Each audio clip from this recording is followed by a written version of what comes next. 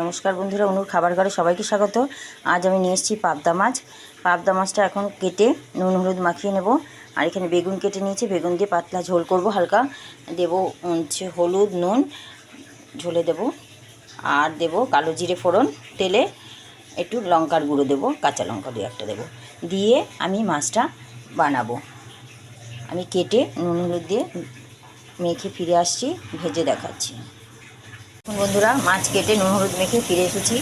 এখানে কড়াইতে তেল দিয়ে অর্ধেকটা দিয়ে দিয়েছি তেলের মধ্যে, দেখুন ভাজা হচ্ছে। আর অর্ধেকটা আমি পরে এইভাবেই ভেজে নেব। আর এখানে আমি একটা মশলা তৈরি করে নিয়েছি, দেখুন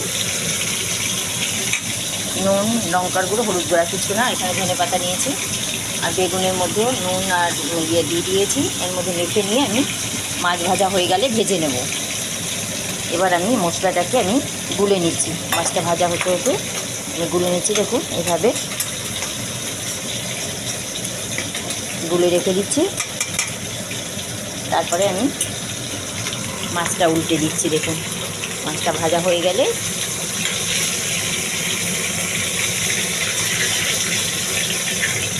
এইভাবে একসাথে তিনটে মাছকে আমি উল্টে দিলাম। প্রায় অলমোস্ট ভাজা হয়ে এসছে, আর একটু ভাজা হলে আমি এইটাকে নামিয়ে বাকি মাছগুলো এইভাবে আমি পরপর ভেজে নেব। এইভাবে হালকা করে যদি মাছ রান্না করা যায় শরীরের পক্ষেও ভালো, খুব একটা ক্ষতি করে না। আপনার লঙ্কার পরিমাণ যেমন যে খাবেন সেরকম দেবেন। যদি প্রয়োজন হয় কাশ্মীরি মির্চ দেবেন, লঙ্কার গুঁড়ো কম দেবেন, দুটো কাঁচা লঙ্কা দেবেন। অনেক সময় কাঁচা লঙ্কা কালো জিরে দিয়েও বেগুন দিয়ে ভালো লাগে পাতলা ঝোল। তো যেভাবে আপনার মন চায় সেভাবে এরকম হালকা ঝোল শরীরের পক্ষে ভালো এবং খেতেও ভালো টেস্ট হয়। এভাবে বানিয়ে খেয়ে দেখবেন, আশা করছি ভালো লাগবে। ভিডিওটি পুরো দেখবেন, দেখার জন্য অসংখ্য ধন্যবাদ রইল। দেখুন মাছ সবগুলো ভাজা হয়ে গেছে।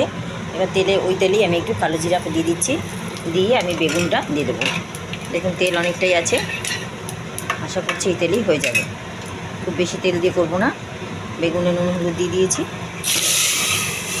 এভাবে আমি বেগুনটা আস্তে আস্তে ভেজে নেব। একটু ঢাকা দিয়ে রেখে দিই। ঢাকা দিলে কী হবে, সেদ্ধ ভালো হবে। দেখুন একটু উল্টে দিয়ে তারপর ঢাকা দিচ্ছি।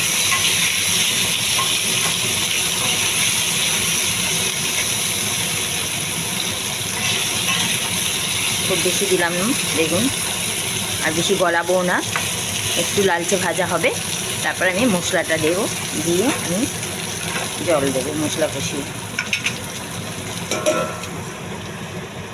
বেগুনটা ভাজা হোক, মশলা দিয়ে আমি ফিরে আসছি। বেগুনটা ভাজা ভাজা হয়ে এসছে। এবার আমি ওই তেলেতে বেগুনটা ভেজেছি, এবার এই মশলাটা দিয়ে দিচ্ছি।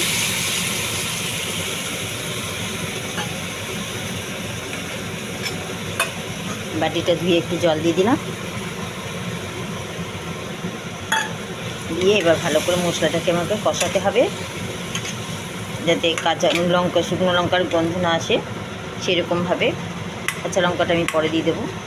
এখন আমি এটাকে একটু ভালো করে ভেজে নেব, নিয়ে কষিয়ে জল দিয়ে তারপর মাছ দেবো। নামাবার আগে ধনেপাতা দেবো। মোটামুটি রেডি হয়ে যাবে আমার মাছের ঝোল। দেখুন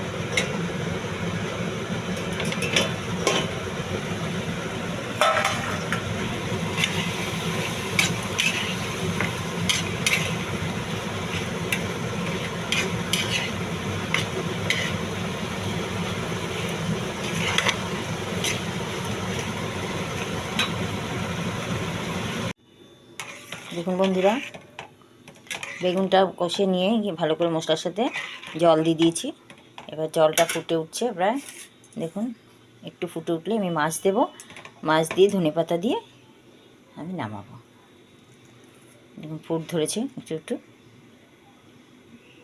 এবার আস্তে আস্তে আমি মাছগুলোকে দিয়ে দেবো।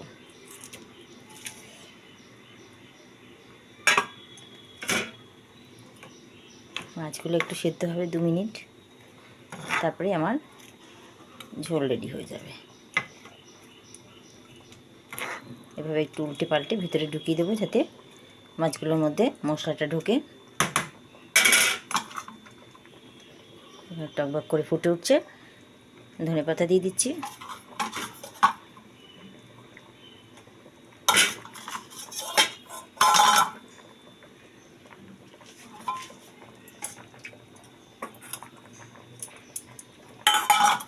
বেগুনও সিদ্ধ প্রায় হয়ে এসছে। আর নুনটা দেখে আমি নিভিয়ে দেবো।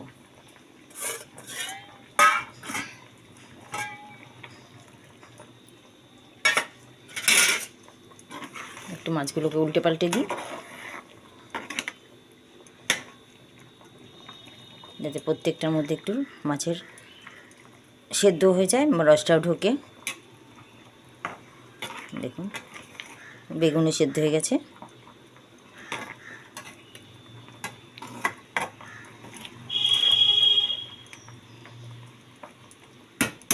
এরকমভাবে যদি বানিয়ে খান, দেখবেন এক মাছের ঝোল ভাতেই খাওয়া হয়ে যাবে। আশা করছি চ্যানেলে যদি নতুন হন চ্যানেলটি সাবস্ক্রাইব করবেন অবশ্যই। আর ফেসবুক থেকে দেখলে পেজটি ফলো করবেন। আর লাইক শেয়ার করতে ভুলবেন না। ভিডিওটি ধৈর্য ধরে দেখার জন্য অসংখ্য ধন্যবাদ। এবার আমি অফ করে দিচ্ছি গ্যাস। দেখুন ওপরটা কি সুন্দর তেল তেল মশলাদার মনে হয়েছে, কিন্তু খুব একটা মশলাদার আমি করিনি। দেখুন